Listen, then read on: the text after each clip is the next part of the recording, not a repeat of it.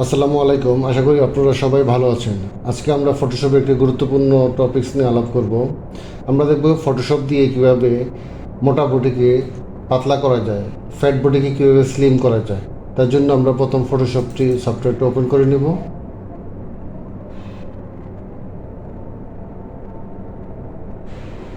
এখন আমরা আমাদের কম্পিউটার থেকে যে বডিটা আমরা স্লিম করবো সেটা আমরা ওপেন করে নিচ্ছি। এটা এই ইমেজের উপর আজকে আমরা কাজ করব। তার জন্য এই ইমেজটাকে একটু বড় করার জন্য জুম ইন করে নিই। জুম ইন জন্য কন্ট্রোল চেপে প্লাস, দেন আমাদের বডিটা পিকচারটা একটু জুম ইন হয়ে গেল। এখন আমরা এই পিকচারের উপর কাজ করব। এই পিকচারটা যদি আপনি মুভ করতে হয় তাহলে আপনি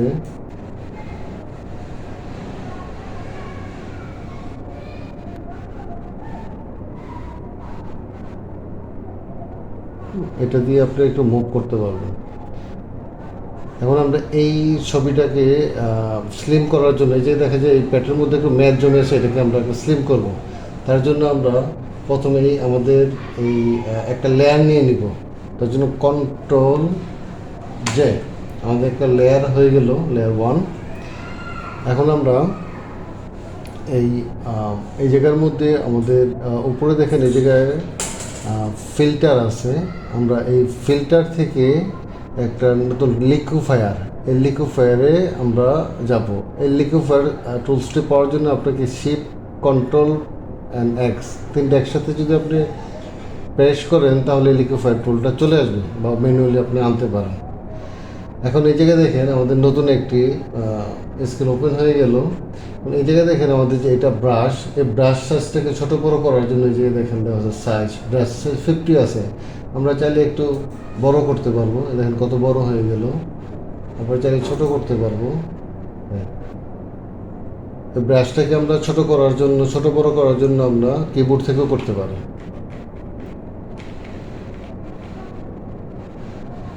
এখন আমরা এই ব্রাশ দিয়ে এই এই বেলিটাকে, এটাকে আমরা একটু ছোট করব। এখন এটা যদি আমি এই বডির মধ্যে একটু চাপিয়ে ধরি তাহলে দেখবেন এটা যে ছোট হয়ে যাচ্ছে। দেখেন,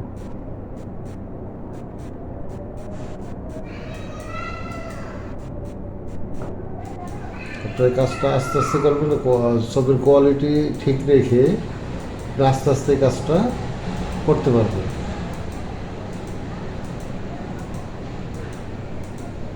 আপনি যে কোনো বডি স্লিম করার জন্য এই লিকুইফায়ার টুলটা খুবই গুরুত্বপূর্ণ টুল। আমি দেখেন,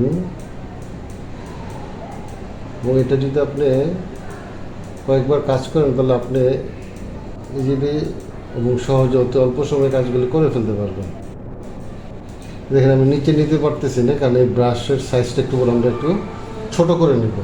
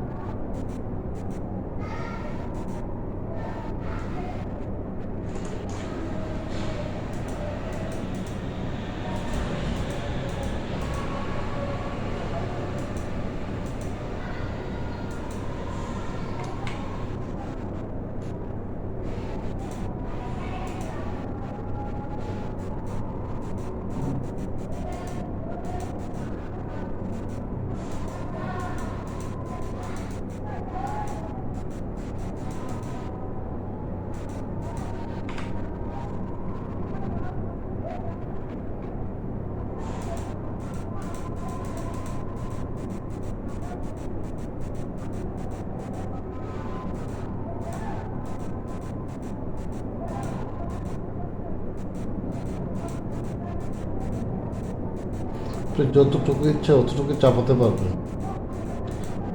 অল্প অল্প করে চাপাবেন, তাহলে ছবির কোয়ালিটিটা ঠিক থাকবে।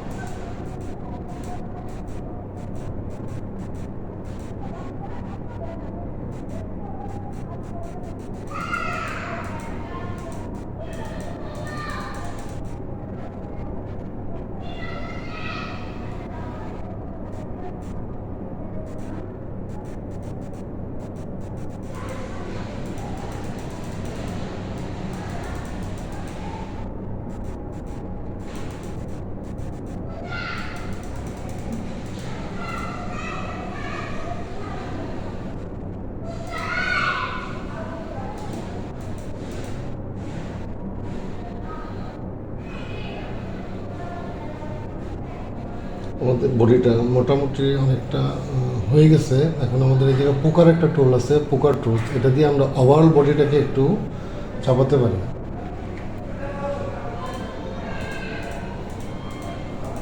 একটু ফিনিশিং দেওয়ার জন্য পোকার টুলটা একটু ফিনিশিং কাজটা যে ফিনিশিংয়ের জন্য কাজটা ইউজ করা হয়।